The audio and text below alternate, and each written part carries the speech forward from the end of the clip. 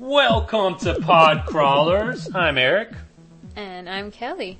This is the 36th episode. It is. Yes. I believe so. We got a great episode this time around. We're going to talk about a modern-day masterpiece, Pinata Survival Island.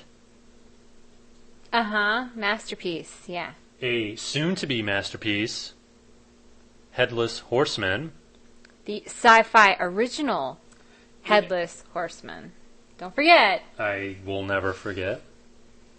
And we play a little catch-up as we talk about the Buffy the Vampire Slayer Season 8 comic book series, issues 6, 7, and 8. You're kidding, right? No. And what else? I think that's I about think that's it, yeah. Do we have any old business? Don't believe so. Don't believe so. Want to remind you listeners out there that our email address is podcrawlers@gmail.com. And we also want to remind people that Better in the Dark is another podcast that has given us props, and we appreciate it. And we dig their podcast, so we want to send you over to, I guess it's betterinthedark.podomatic.com. Yeah, Thomas DJ and Derek Ferguson. Okay, let's talk about Pinata Survival Island. All right, let's do we have to? Wait. Well, we don't have to. Oh, okay. Oh, do I get to do the synopsis? Sure. At its simplest, a group of fraternity and sorority members go to a remote island to compete in a game. The object of this game is to roam the island, handcuffed to another person, and have to find more pairs of underwear than the other pairs. Than the other, people. Right. Unbeknownst to them, a pinata holding some ancient evil spirit is washed up in a creek, so it's obvious to one pair in particular that the motherload of underwear is inside it. So what do? Break it open. Terrible, terrible things happen, including a really terrible CGI monster. Yes. Yeah. Now, Nicholas Brendan. From Buffy. Yes. The TV series. In this, which I think is mainly the reason that we wanted to see it. I know that we watch stupid B movies, but I think it was a plus that Nicholas Brendan was in. Well, I don't know if it was a plus. Well, you know what I mean. Right. We should have prefaced this review with the fact that we TiVo'd this. Yes. And we watched most of it on fast forward. At least over half of it. On fast forward, it was still boring. Yes. There were dead spots between the death scenes. There wasn't much in the way of exposition. I mean, there was the prologue that explained how the demon or whatever, the evil spirit, was captured in this pinata. Well, it was like a clay pinata. Yeah, it's not a paper pinata. You can buy at Party City or whatever. It was more like a statue that they thought was a pinata because they were told, I guess, with the rules of this game, that there were pinatas on the island that they could break open to find more undergarments that they were supposed to collect. Other goodies. Yeah, this movie is probably one of the worst movies I've ever seen. I think it's one of the worst movies I've ever seen simply because the monster blows. I read on the Intermovie Database, so that this is true, that apparently there was no CGI or limited CGI in the original cut of the movie. Uh-huh. And that the monster was a rubber suit monster, an old school monster. But the producers or whoever thought that it looked hokey. Oh, yeah, so they replaced it with hokey CGI effects. Because the new one was so much better. No. And we forgot to mention who the female star of this wonderful movie is. I didn't forget. Okay. The award-winning... Jamie Presley. Oh, God. From Earl. My Name is Earl. Countless issues of Maxim. Among other things. Which I can't think of any of them right now. Yeah, basically, Jamie Presley can only play Jamie Presley, but, with an optional accent. And in this movie, she's without accent. She seems to be a little smarter in this movie. Well, her character, at least.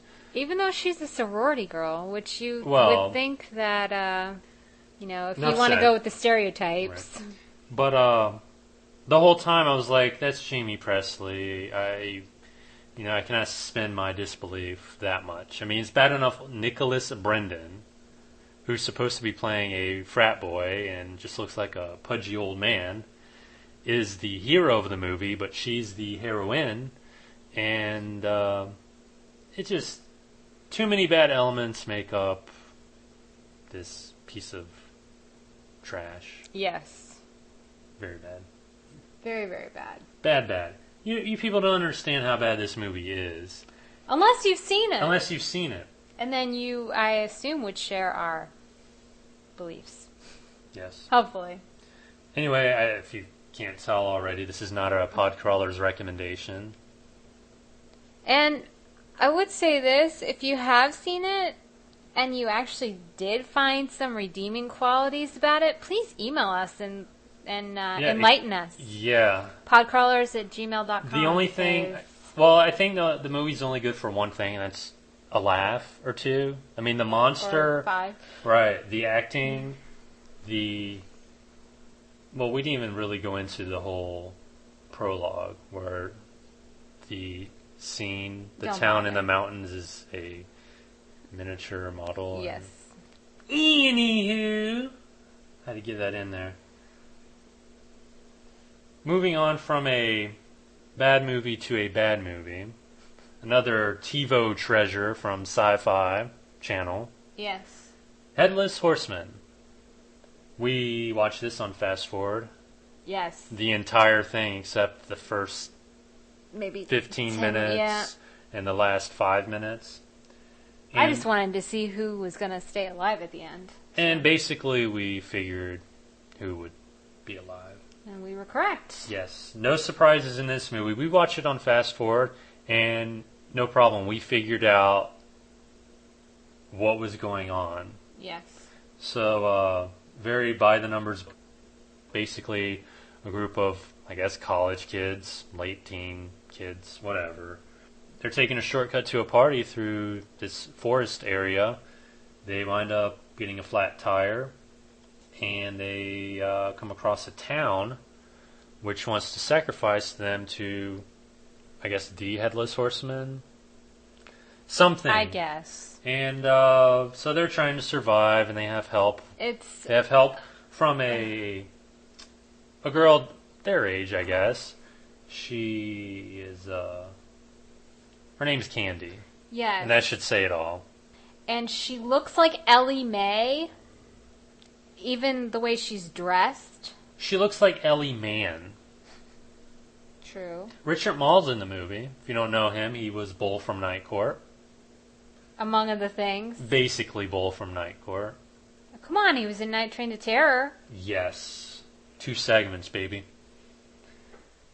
I'll never look him the same again. Yeah.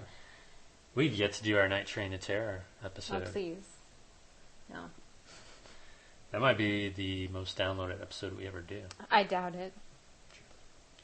Yeah, we're really not talking about the movie. I mean, there's not much to say about it. It really sucks. Isn't. It's a Sci-Fi Channel original. Predictable. Yeah, well, obviously, if we figured it out on Fast Forward with no sound, thing that we both found very stupid as we were fast forwarding through this movie. Every minute of the movie. Other than that, is that the Headless Horseman actually was not a Headless Horseman. He seemed to somehow have a head. A black, orange, bloody head or something like that.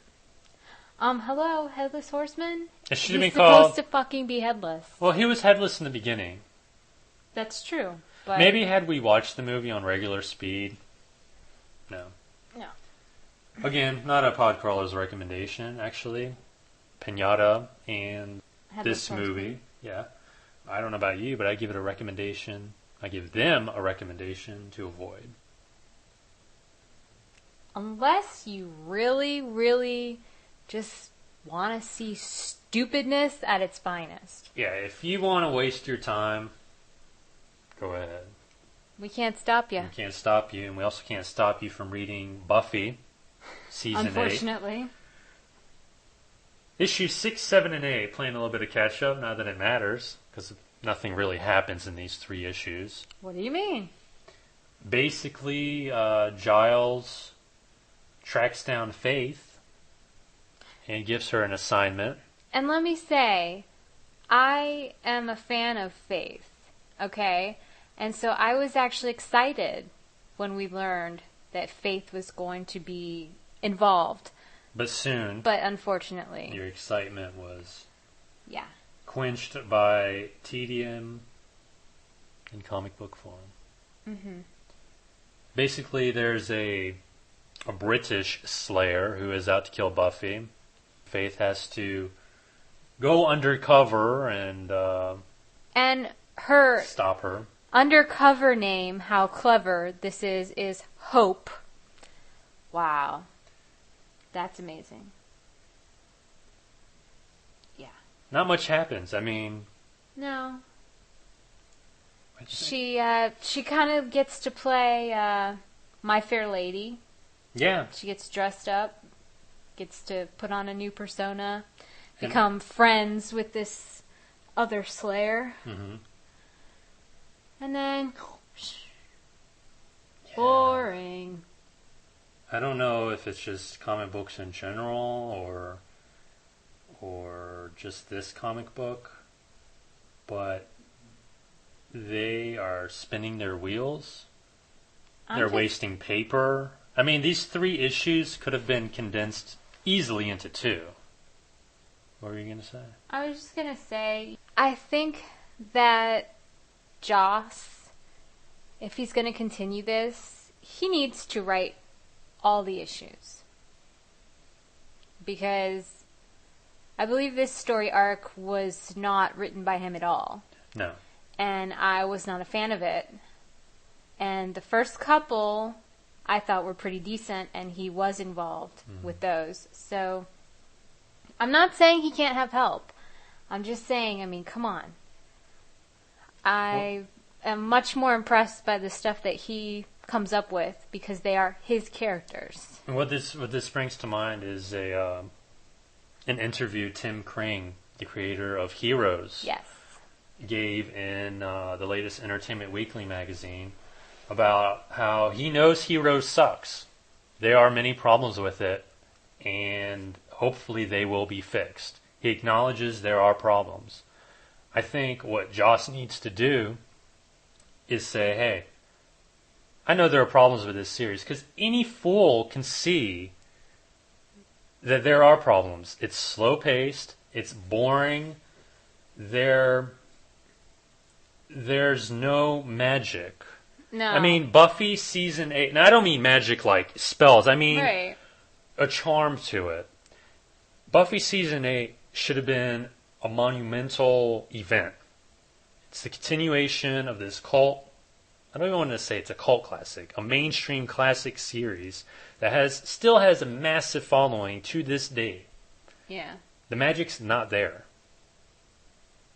And I wish he or someone who works on this comic acknowledges it and doesn't say in the letters page, well, stay tuned because the best is yet to come. Well, what I think is funny is if you read on, what was it, number 8, the last one? Yeah. They're still talking about comic number 3. Right. Okay, well, that was 5 ago. Right. And I think number 3 was the last good episode. Exactly. Last good whatever issue. So no one's saying, hey, guys, the story arc you're on, it's fabulous. No. Because if they were, I would assume that we'd be seeing it in the back, the letters. But we're not. So hello, listen to your fans. No, don't listen to your fans. Listen to us. Well. Anyway, I believe this current story arc ends the next issue. Hopefully. And after that, I doubt we will continue Buffy Season 8. We'll see. Well, a lot of negativity in that episode. Yeah. It keeps getting better. Well, I can't get Or much worse. better because the episode's over. Just remember to email us at podcrawlers@gmail.com. Next episode, a little something different in addition to our regular reviews. Kaylee and I will each invent with our minds bad Thanksgiving movies. Yes. We each will come up with one and throw it out there. I already know what mine is about. Keep it. You need a title too. I know. Okay. Do you have the title? No, I don't. But I know what mine's about. Okay. I'm excited. You're excited. You're stoked. I am. I really am. I love holiday movies. I do.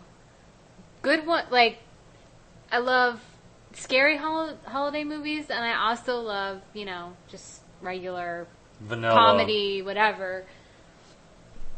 But, Thanksgiving is one of those holidays that is overlooked, really, for In terms, movies. yeah. Both buttery and horror. Buttery and B. Yeah. So look forward to that next Wednesday. And on that note, until next week, I'm Eric. Well, next week I'll still be Eric. And I will still be Kelly. And this has been Pod Crawlers.